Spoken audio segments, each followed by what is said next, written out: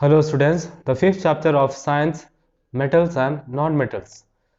In this chapter, we are going to deal with the metallic things and which are non-metallic.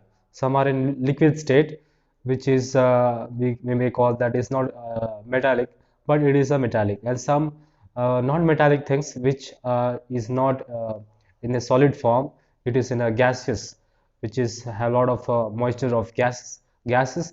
So these elements are like non-metallics.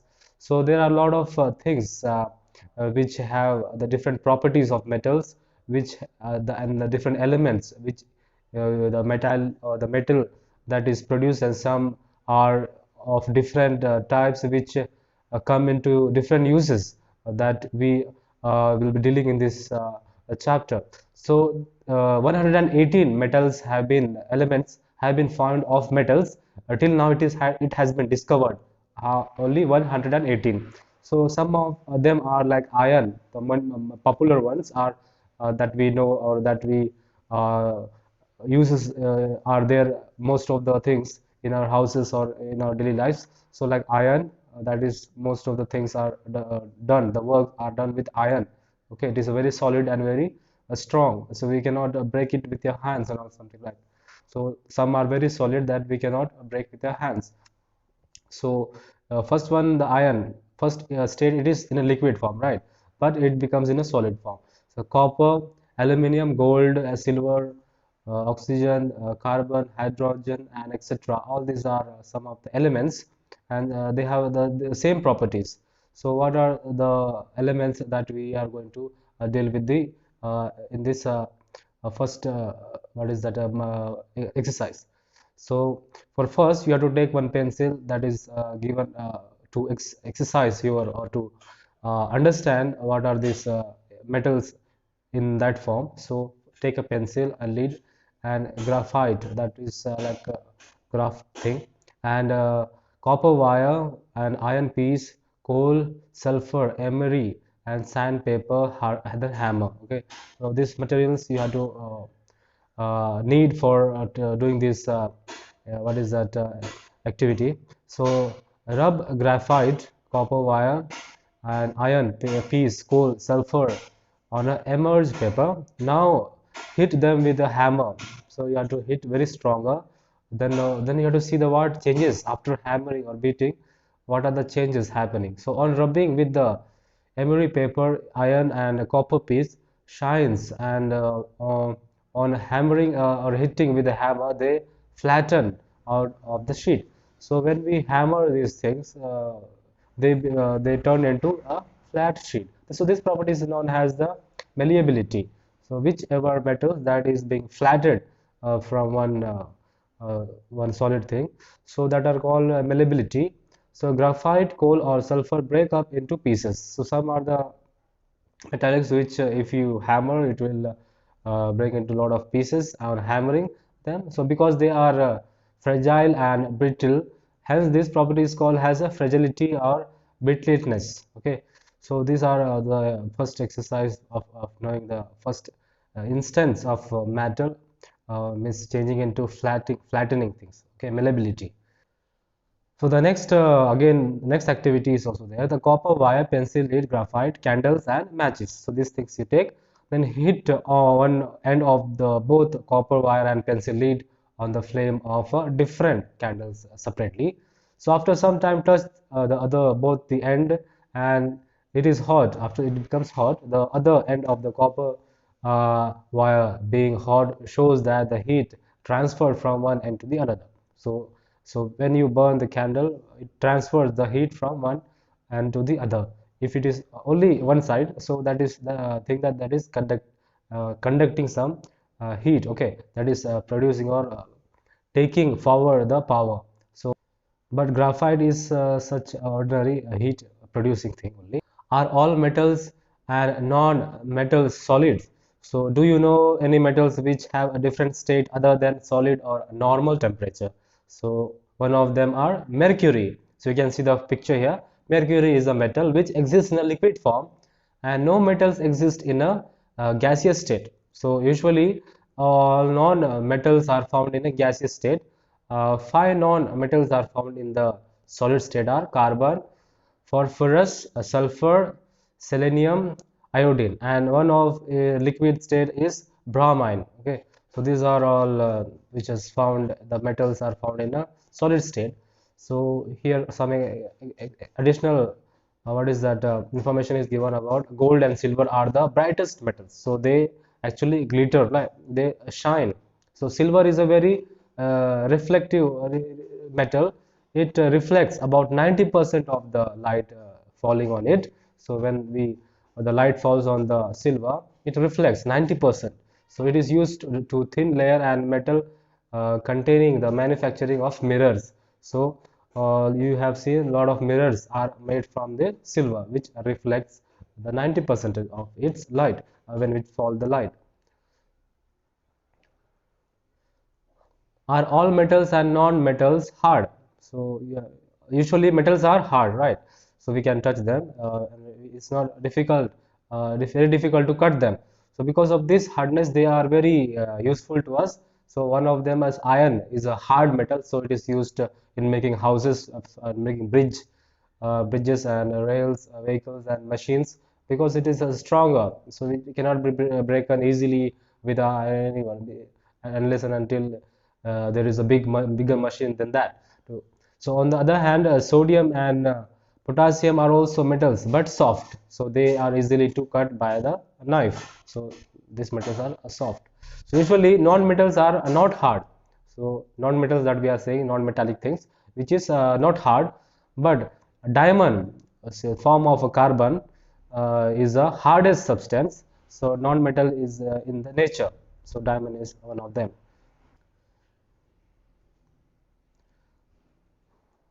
So are metals and non-metallics ductility? So ductile, okay. So what is the ductile? Usually, which wire have you seen? Have you seen sulfur wire? The properties of metal to be drawn into wire is known as ductility. In our houses, the bulbs, thin wires, and tungsten metal is used. Okay, so to pass the electricity, to pass the what is that? To run the fan, to light up the bulb. Okay, the properties of ductility is not present in the non-metals.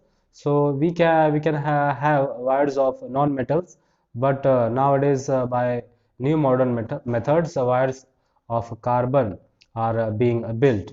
So the properties of ductility is maximum in gold.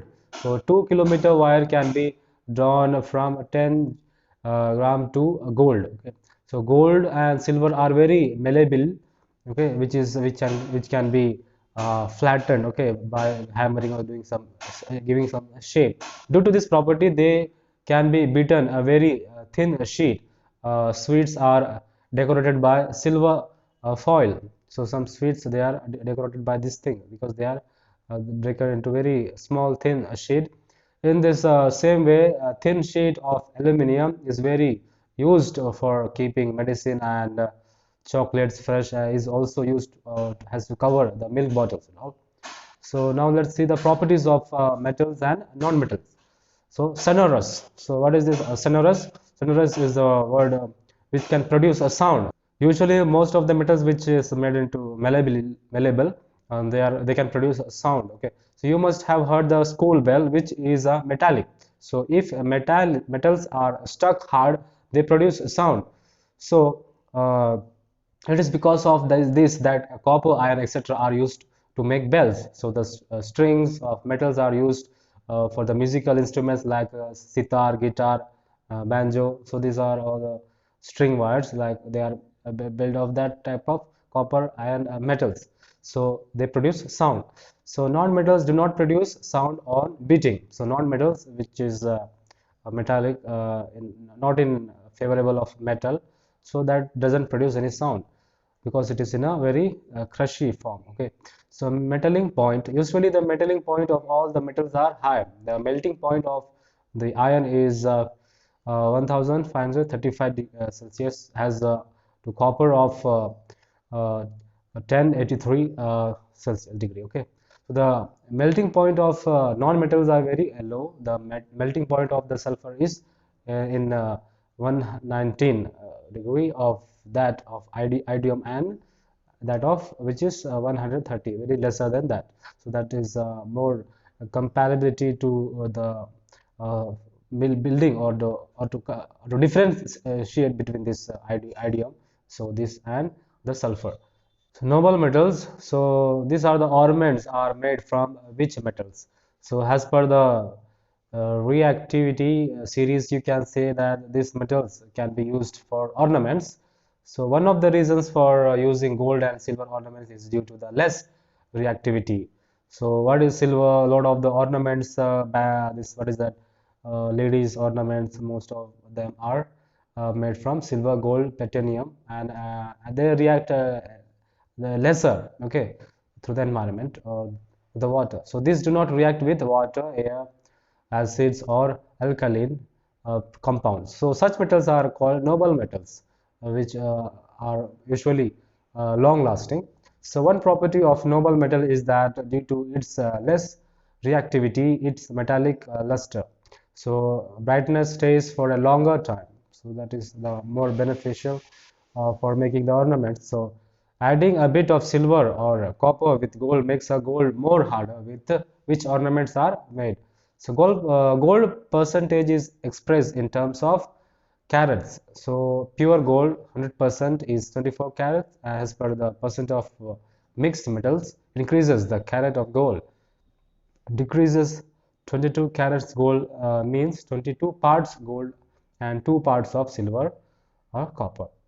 So these are the forms of or the prices that are being measured for the good gold and the other secondary thing.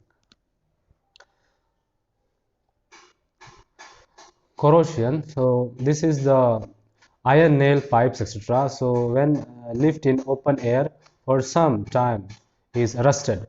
So in this way, the formation of compound of the metals found in the surface is called corrosion. So you have seen most of the things in your houses also. So this happens in lot of the iron thing. Okay. So like for the nails, for the iron pipes and all. So this corrosion gets affected. To understand this, we will take one example: three test tubes, iron nails, and scrap hydrous, and chloride and water. So these are the things you need for to uh, means to understand this how it happens. So place three unrusted iron nails and each of the three test tubes. Put some water in the first test tube. In the second test tube, add boiled water. Add oxygen free, and in the third test tube add anhydrous calcium chloride, and which absorbs the moisture of the test tube, and close all three test tubes with rubber corks with tightly, and after 2 or 3 days observe and find out the test tubes has rusted, so which is the nails that has rusted. Then after observation you have seen what are the factors of rusting this. So this experiment shows that both oxygen and water are necessary for rusting. So this indicates that to protect iron from rusting, we must keep this moisture of the air. And what is the moisture of air? And what are the preventions to get rid of this rusting? So by painting, most common methods of stopping corrosion is covering the metals with a layer of paint. We paint the object made of iron and our houses and protect them from the rusting. So by applying grease, okay, by applying grease or oil, the contact of the metals with air and water is broken.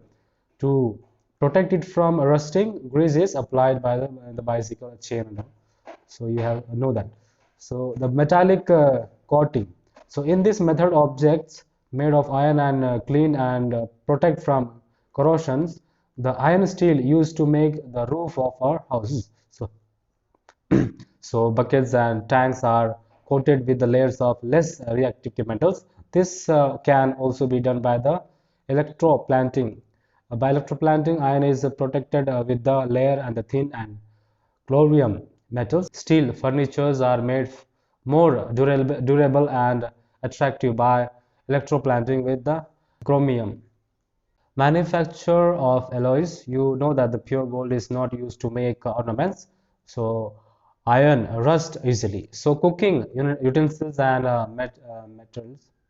So cooking utensils and materials used in operations are not made of pure iron. In this way, they have been that the pure metals are not usually always to make these metals useful. Some other metals of ornaments is added. This mixed metal is used called as alloy. So alloys are more tough and resistant to corrosion. Okay, so we can change the percentage of the metals and get the alloy with the desired property. So that is our own use of doing things. So here are some of the tables how we the uses of alloy works. So alloy then constitutes and uses. So first is steel, iron constitutes iron and carbon, and its uses is shape, bridges, and rails. Okay, stainless steel is iron, carbon, chromium, nickel, and what is that utensils. So you can see a lot of the things are listed here, so you can go through them.